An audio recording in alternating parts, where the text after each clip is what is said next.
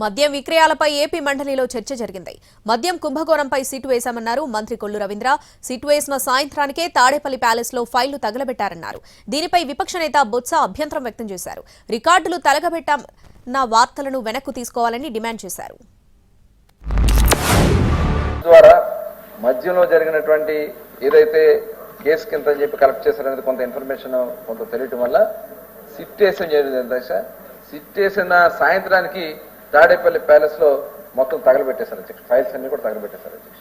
అంటే ఇందులో ఎంతమంది ఇన్వాల్వ్ అయ్యారు, ఎంత పెద్దలు ఇన్వాల్వ్ అయ్యారన్నారు దానికి ఇదే ఒక నిదర్శనం అధ్యక్ష. ఎట్టి పరిస్థితుల్లో కూడా ప్రభుత్వం చాలా సీరియస్ గా ఉంది.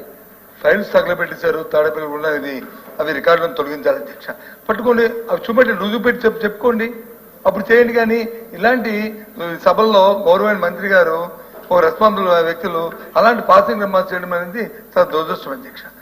దయచేసి దాన్ని తొలగించండి. రేపు రికార్డులో పెట్టుకోండి, ఎంక్వైరీ సెంటర్ పెట్టుకోండి, దాన్ని కూడా ఒక దీంట్లో ఫైండింగ్స్ లో పెట్టుకోండి.